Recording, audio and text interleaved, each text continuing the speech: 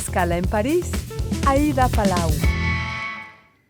Bienvenidos a todos a este programa de Radio Francia Internacional y France 24. Hoy viajamos al norte de Perú, a la Amazonía, para hablarles de las relaciones entre la actividad petrolera y las comunidades indígenas en Andoas, en el sitio de extracción petrolera 192, antiguamente conocido como Lote 1AB, con una nueva mirada que muestra que esas relaciones, muchas veces conflictivas, son mucho más complejas. Hoy hace escala en París la investigadora francesa Doris Boussao. Muchísimas gracias, Doris, por estar con nosotros. Gracias a ustedes. Bueno, Doris, que es doctora y profesora en Ciencias Políticas en la Universidad de Lille, especialista en las industrias extractivistas en América Latina y en España, y que publica en francés este libro que se llama El capitalismo en el pueblo, petróleo, Estado y luchas medioambientales en la Amazonía, fruto de su tesis doctoral,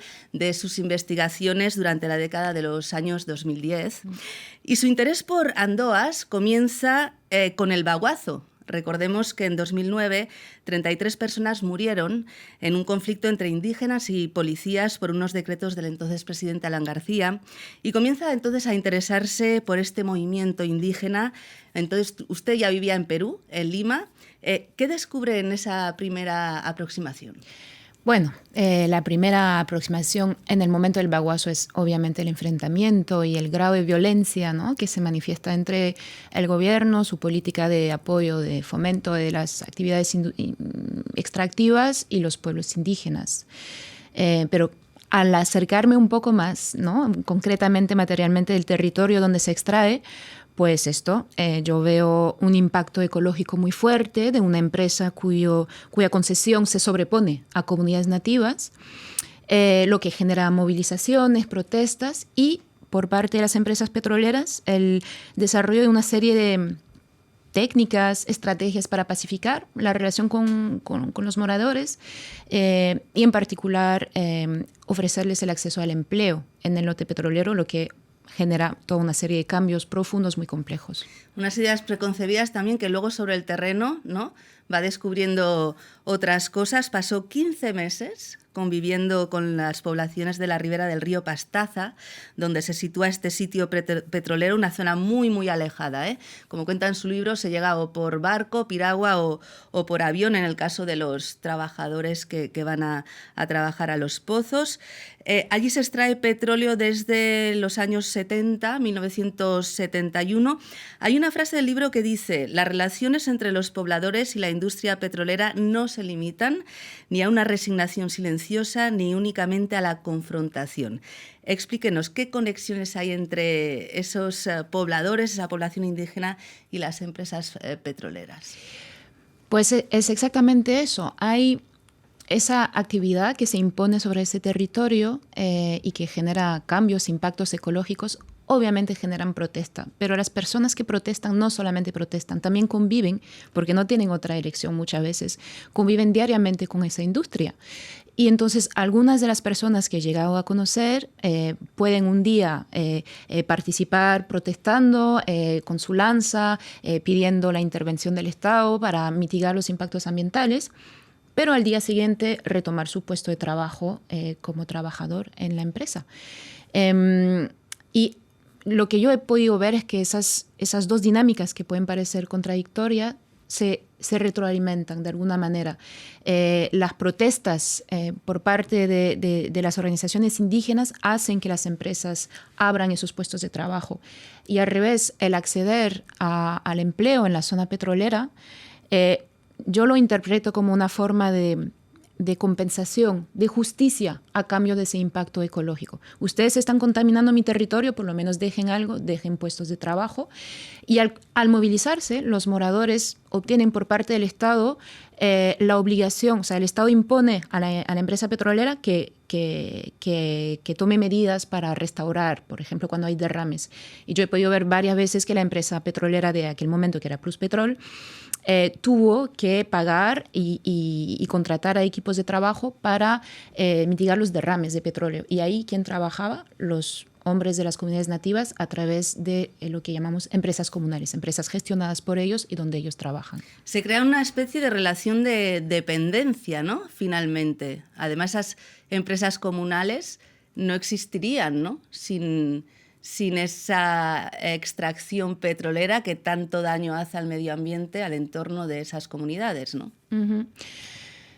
Es todo el problema, ¿no? de crear empleos y hace que mayormente hombres, ¿no? Son mayormente hombres los que trabajan ahí y que poco a poco se acostumbran a recibir un sueldo, aunque no sea un sueldo todos los meses del año porque el empleo es rotativo, pero 1 mes, 2 meses por año perciben un sueldo en dinero que usan para comprar arroz en vez de cultivar yuca, por ejemplo. Y esto genera profundos cambios, por ejemplo, en el equilibrio de los papeles de género. Las mujeres que suelen ir a cultivar en su chacra, en el monte, pues es cada vez menos imprescindible el tener yuca para comer, por ejemplo. Y a la vez el acostumbrarse a comer arroz y comprar comida en vez de cazar, pescar, cultivar, entretiene, alimenta esa dependencia hacia el empleo, hacia el salario.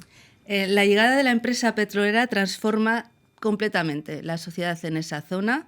Bueno, lo que me estaba contando, introduce el dinero, ¿no? La moneda, contribuye a la sedentarización, creación de empleo, implantación de escuelas, se llevan a maestros que no se hubieran llevado, creación finalmente de comunidades con una identidad.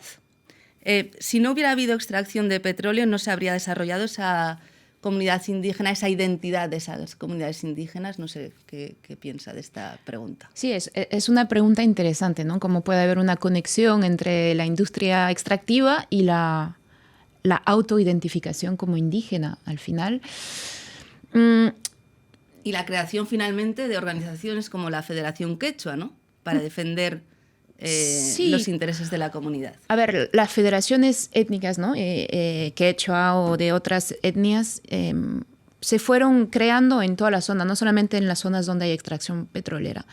Y en el caso del río Pastaza, del lote 1AB, ¿no? Hoy el lote 192, es que se encontró el petróleo, se comenzó a extraer el petróleo a la vez que se comenzaban a titularizar las comunidades nativas. Y entonces hay como una simultaneidad entre el reconocimiento de las comunidades nativas por parte del Estado y la extracción de petróleo.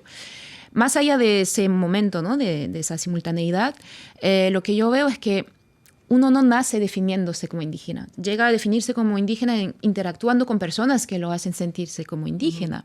Entonces, por ejemplo, estudiantes que van de las comunidades nativas a ciudades como Iquitos, pues llegan a definirse como tales más en la ciudad que en la comunidad nativa. La industria petrolera representa de alguna manera a la sociedad occidental, la economía de mercado capitalista, y en esa interacción es probable, sí, que la empresa petrolera haya jugado un papel en la etnicización de alguna manera de las identidades locales. Bueno, ha habido muchos derrames en Andoas, incluso ahora, que ya hace un tiempo que no se extrae petróleo, desde el confinamiento, desde el COVID, pero sigue habiendo derrames porque es tan obsoleto todo, ¿no? El oleoducto es muy, muy viejo, data de hace 50 años. Exacto. Sí. Ha habido demandas, ¿han tenido éxito con esas demandas? ¿Se ha pagado? No todas, ¿verdad? No se ha pagado casi nada. Lo que a veces ha tenido éxito entre algunas comunidades nativas específicas y las empresas que todavía estaban operando. Las comunidades han seguido movilizándose a pesar de que la extracción paró y han podido obtener compensaciones por el uso del territorio. Pero se evalúa por la contaminación, ¿no? Se evalúa cientos de millones de dólares lo que habría que gastar para restaurar ambientalmente el territorio, y esto no se ha obtenido. Bueno, los indígenas en la Amazonía son en muchas ocasiones pilares de defensa del medio ambiente y por eso atacados, asesinados. Global Witness habla de 54 defensores del medio ambiente asesinados en Perú entre 2010 y 2022. Cuando usted estuvo allí, ¿vio algún tipo de presión, amenazas, asesinatos? Yo he escuchado hablar de amenazas, incluso algunos líderes que fueron disparados y que felizmente no ocurrió nada porque no les llegó a herir la bala, pero sí que han habido amenazas y se sentía una presión, una vigilancia un poco permanente porque la empresa petrolera, pues las personas que trabajan ahí tienen contactos dentro de las comunidades nativas, tienen algunos aliados, y en los momentos de protesta, de movilización, había mucho mucha desconfianza entre las personas que participaban, las personas que no participaban, y también el recuerdo del baguazo y anteriormente al baguazo lo que llamamos el andoazo, lo que pasó en el 2008 en Andoas, que también hubo un enfrentamiento que resultó un policía muerto y luego un morador que fue encontrado muerto en el bosque unas semanas después. Y entonces cuando algunas protestas en las cuales yo participé, que estaban sobrevolando helicópteros con oficiales de policía armados de la DINOES, había mucho miedo por parte de las personas que participaban. En la COP28 de Dubái ha habido un acuerdo para una transición ecológica, dicen, sin energía fósil. ¿Qué consecuencias puede tener esto para Andoas? Sabemos que la población finalmente depende de esa extracción de petróleo. Algunos dirigentes no quieren que se vuelva a explotar si no hay las condiciones necesarias. Pero ahora vamos a un mundo sin energía fósil, al menos ese es el acuerdo, luego se tendrá que ver cómo los países, los estados la aplican, si la aplican. ¿Qué consecuencias puede tener esto para las poblaciones y qué alternativas tienen los pobladores de la ribera del río Pastaza? Imaginando que el acuerdo fuera implementado de verdad, lo que parece, bueno, un poco lejano por lo menos, hay dos cosas. Yo veo que esas poblaciones que estuvieron en primera línea de la extracción petrolera y de su impacto ecológico, ahora están en primera línea del desmantelamiento de esa economía, que se hace sin medida, sin alternativa, y básicamente ahora quizás se están quedando sin luz, sin todos los servicios que les proponían las empresas, sin el empleo. Entonces, esto es una primera cosa. Y la segunda cosa, lo que yo veo es que sí existe todavía esa dependencia, lo que revela al final las inercias de las sociedades, tanto a nivel global, ¿no?, de lo que pasó en la COP28, como a nivel local, de las poblaciones que les puede costar ver una alternativa porque no se la está ofreciendo y que al final terminan todavía dependiendo de esa industria. En cualquier caso, es el Estado ahora quien se encarga, digamos, de ese sitio a través de una empresa estatal, ¿no? Sí, a través de Petroperú. Y van a ver qué hacen, dicen que volverían a extraer en 2024, veremos qué pasa. Muchísimas gracias, Doris Bussau, doctora en Ciencias Políticas y autora de este libro, El capitalismo en el pueblo, petróleo, Estado y luchas medioambientales en la Amazonía, publicado en francés por la editorial del CNRS, Centro Nacional de Investigación Científica de Francia, y que seguramente podremos leer pronto en español porque hay un proyecto. Eso esperamos. Muchísimas gracias. Muchísimas gracias y muy buena suerte, y gracias a todos ustedes por habernos acompañado. Ya saben que también pueden seguirnos por internet en rfimundo.com y en france24.com. Hasta pronto, amigos.